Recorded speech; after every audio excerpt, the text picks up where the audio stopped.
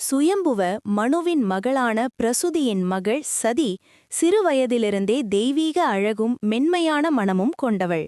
எல்லோரும் அவளை பாராட்டினாலும் அவள் மனம் மட்டும் எப்போதும் சிவபெருமானை நினைத்துக் கொண்டே இருந்தது.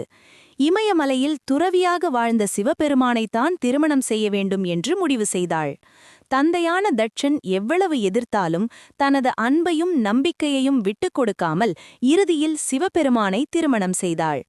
ஆனால் இந்த திருமணம் தட்சனின் அகந்தையை காயப்படுத்தியது. ஒருநாள் தட்சன் பெரிய யாகம் நடத்த முடிவு செய்து எல்லா தேவர்களையும் அழைத்தாலும் சிவபெருமானை மட்டும் அவமதித்து அழைக்கவில்லை. யாகத்தில் சிவபெருமான் மரியாதை செய்யப்படாததை பார்த்த நந்தியும் முனிவர்களும் கோபித்து சாபம் எதிர்சாபம் ஏற்பட்டதால் அந்த நிகழ்ச்சி குழப்பமாக முடிந்தது. காலம் கழித்து மீண்டும் யாகம் நடந்தபோது அதை அறிந்த சதி தந்தை வீட்டிற்கு செல்ல வேண்டும் என்று நினைத்தாள்.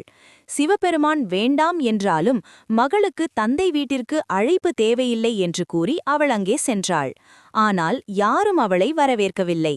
தன் கணவருக்கான இடமே இல்லாததை பார்த்த சதியின் மனம் உடைந்து கோபமும் வேதனையும் கலந்த நிலையில், இந்த உடல் தந்தை கொடுத்தது, அதனால் இதை இங்கேயே விட்டுவிடுகிறேன் என்று கூறி யாகத்தின் தீயில் தன்னை அர்ப்பணித்துக் கொண்டாள்.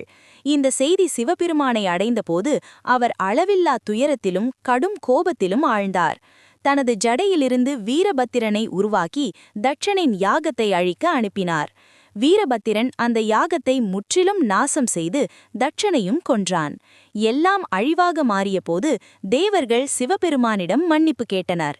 இறுதியில் கருணை கொண்டு சிவபெருமான் தட்சனின் உடலுக்கு ஆட்டின் தலையை இணைத்து மீண்டும் உயிர்ப்பித்தார்.